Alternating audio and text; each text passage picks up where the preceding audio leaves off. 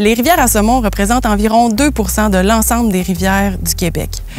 C'est un patrimoine naturel exceptionnel que la FQSA travaille à préserver depuis de nombreuses années. Nos activités humaines autour des rivières à saumon sont toutes susceptibles d'avoir un impact sur la qualité des habitats pour le saumon atlantique. On peut penser entre autres aux municipalités, aux milieux agricoles, aux milieux industriels, mais la grande majorité des rivières à saumon se retrouvent en milieu forestier.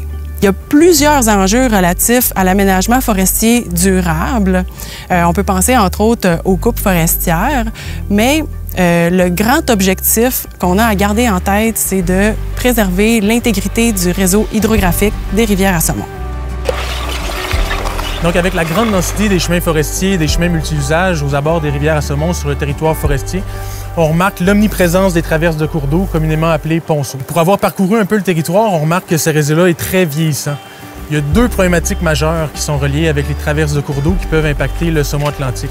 Premièrement, c'est les problématiques d'érosion, donc d'apport externe de sédiments dans les cours d'eau. Donc, quand les ponceaux sont mal entretenus ou sont vieillissants ou ils ont été mal conçus, ils ne peuvent pas bien drainer leur eau, donc il y a des accumulations d'eau, sont bouchées. L'eau peut venir éroder les sédiments autour de la traverse, puis même passer par-dessus la route pour venir éroder les sédiments de la route et causer un apport externe majeur de sédiments dans les cours d'eau. Ça a un effet sur la biologie, les capacités biologiques des saumons. Par exemple, la capacité de s'oxygéner, puis la capacité de se reproduire. Parce qu'un apport de sédiments peut venir presque totalement colmater les frayères à saumon, puis c'est des milieux de gravier qui doivent rester bien oxygénés. Un apport majeur de sédiments aussi dans les cours d'eau peut venir boucher presque totalement un ruisseau, ce qui va couper l'accessibilité à un grand habitat pour le saumon atlantique. Donc, l'entretien de ces structures-là, c'est un enjeu majeur. Ça permet de grandement augmenter la durée de vie de ces structures-là, ça permet de minimiser les problématiques d'érosion, puis ça assure aussi une accessibilité puis une sécurité pour tous les usagers du territoire. Le deuxième enjeu majeur, c'est la fragmentation de l'habitat aquatique. Donc, les ponceaux doivent permettre la libre circulation des poissons. Donc, des ponceaux qui sont vétustes, qui sont mal installés, qui ont une chute à l'aval, par exemple, vont fragmenter l'habitat. Et sachant que les juvéniles ont besoin des tributaires de rivières à saumon pour s'alimenter, se réfugier et croître durant la période estivale, ça leur coupe un accès à un habitat de qualité. Par exemple, ici, on a un accès à une structure majeure en tôle ondulée de 3 mètres de diamètre qui respecte très bien l'intégrité du cours d'eau naturel.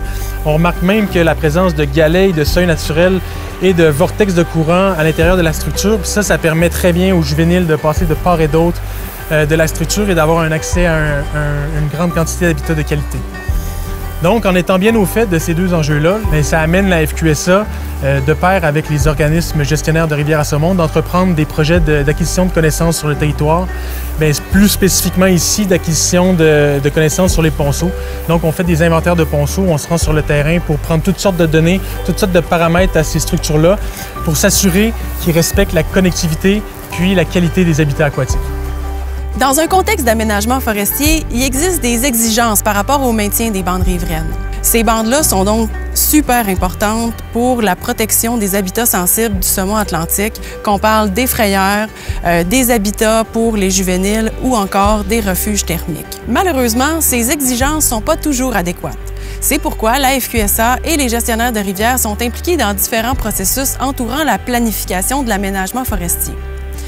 Les bandes riveraines sont un outil très intéressant à utiliser non seulement en contexte forestier, mais aussi sur d'autres types de territoires, par exemple en territoire urbain. Il arrive certains cas où les bandes riveraines sont absentes ou insuffisantes, ce qui nous amène à développer des projets de restauration des bandes riveraines. C'est le cas d'un projet que la FQSA et les partenaires locaux ont développé pour la restauration des bandes riveraines sur la rivière Saint-Jean-Saguenay. L'ensemble de nos activités à proximité des rivières à saumon peut avoir un impact sur cette espèce emblématique. C'est pourquoi la FQSA et ses membres s'impliquent dans le développement durable de notre territoire.